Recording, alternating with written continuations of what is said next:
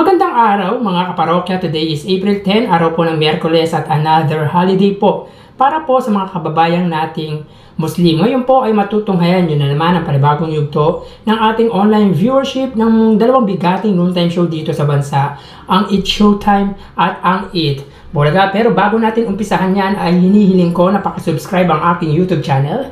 Pakiclick na rin ang bell notification icon para lagi kayong updated sa mga bagong video na ilalabas ko. At sinashoutout ko lahat ng mga nakasubscribe sa aking YouTube channel. At maraming salamat po sa pagtangkilik ng aking mga video regarding sa dalawang noontime show dito sa ating bansa, ang Eat Bulaga at ang Eat Showtime. So, before we move on to our online viewership, ay pag-usapan muna natin itong post ng isang page na Tsaka Puso. Sa hindi nakakaalam, ang page na to ay bumabatikos sa GMA Network at supporter ng ABS-CBN. So ayon dito sa write-ups niya, ay may emergency meeting daw di umano ang TVJ Production at Media Quest sa darating na Sabado. At ayon sa source nito ay 2 buwan na daw nalulugi ang TV5 sa Eat Bulaga. At dagdag pa nito na ayaw daw pumayag ng TVJ sa hatian na 49-51. 49 sa TVJ at 51 sa TV5. Gaano katotoo itong sinasabi ng Tsaka Puso? Kayo mga kaparokya, naniniwala ba kayo sa sinabi nito? Kasi kung ako ang tatanungin, hindi ako naniniwala. Actually, ang Eat Bulaga po sa TV5 ay wala pa silang 1 taon para sabihing nalulugi na ang Eat Bulaga. Siyempre, sa ngayon normal lang na maglabas ng pera dahil nag-uumpisa pa lang sila. Talagang mag-i-invest muna sila sa umpisa. Hindi lang naman yung TV5 ang gumagastos dyan, gumagastos din naman ang TVJ Production. Paano nalulugi ang TV5? Tsaka, hindi mo agad makukuha yung ininvest mo ng ilang buwan lang. Like example, nagtayo ka ng tindahan.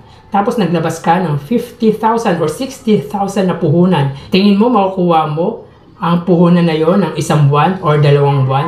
Of course, matagal yan bago mo mabalik ang ininvest mo or yung ipinuhunan mo. So, para sa akin, hindi ako naniniwala dyan. Tsaka, nasa kontrata ang 49-51 na hatian ng TVJ at TV5.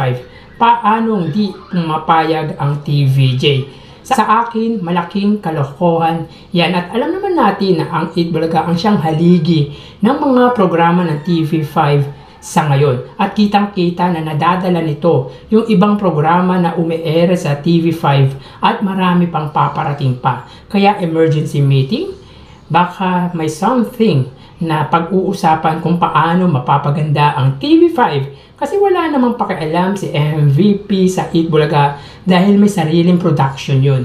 May nag-handle kumbaga. Basta social lang siya, yun lang. Alam ni MVP yan kaya kinuha niya ang Eat Bulaga. And of course sa TVJ ay confident si MVP na malaki ang maitutulong ng TVJ sa TV station ni MVP. So, kayo mga kaparokya, naniniwala ba kayo sa sinabi ni Tsaka Puso?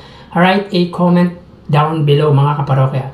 Mamaya sa ikalawang yugto ay sasabihin natin ang isa pang dahilan kung bakit di nalulugi ang Eat Bulaga. So tara ating alamin ang online viewership ng dalawang bigating noontime show. Para sa Eat Bulaga under TVJ Facebook page na may 2.2 million followers at sa may Eat Showtime naman na may 17 million followers. So as of 1:06 PM, dito makikita po natin na ang segment ng Eat Bulaga ay ang That's My Boyfriend. Ito ay bagong segment ng Eat Bulaga at makikita po natin dito sila ay may 11.3 thousand viewers. Samantalang ang Eat Showtime, dito makikita po natin ang segment nila ay ang Especially For You. At dito sila ay may 28.5 thousand viewers.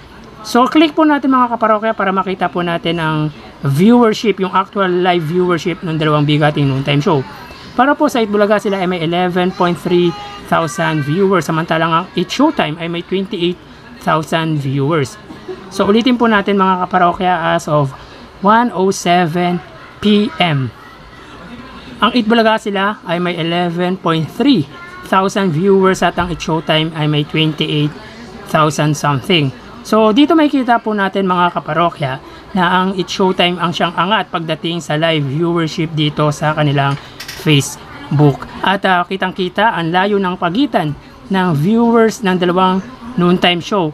Ito, ang It's Showtime ay lamang sa Eat Bulaga ng 17,000 live viewers. So mapunta naman po tayo sa main YouTube channel or sa TV Network YouTube channel ng dalawang noontime show para po sa Eat Bulaga under TV5 Philippines na may kasalukuyang subscribers na 2.72 million. Samantalang ang It's Showtime naman under ABS-CBN Entertainment YouTube channel na may 47.3 million subscribers or 47.4 million subscribers. So as of 1:08 PM ang Eat Bulaga, sila ay may 43,000 viewers. Ang It's Showtime naman, sila ay may 127,000 live viewers. So ulitin po natin, as of 1:09 PM ang Eat Bulaga under TV5 ay may 43,000 viewers. Ang It's Showtime naman ay may 127,000 live viewers. So dito, kitang-kita ang lamang ay ang ABS-CBN or ABS-CBN Entertainment sa TV5 kung saan ang lamang neto ay halos 80,000 viewers. So dito mapunta naman po tayo sa main YouTube channel ng dalawang bigating noontime show para po sa Eat Bulaga under Eat Bulaga TVJ na may 933,000 viewers. Sa It's Showtime naman under ABS-CBN It's Showtime, yan, na may kasalukuyang subscribers na 2.12 million subscribers. So as of 1:10 PM ang Eat Bulaga, sila ay may 51,000 live viewers. Ang It's Showtime naman ay may 113,000 live viewers. So ulitin po natin mga kaparokya, as of 1:10 PM ang Eat Bulaga, sila ay may 51,000 live viewers. Ang It's Showtime naman ay may 113,000 live viewers. So pagdating naman dito sa main YouTube channel ng dalawang noontime show ay kitang-kita kung sino ang lamang pagdating sa live viewership nila. Ang It's Showtime ay nalamangan ang Eat Bulaga ng mahigit 60,000. So talagang pagdating sa online viewership ay makikita po natin na sobrang daming sumusuporta sa Eat Showtime.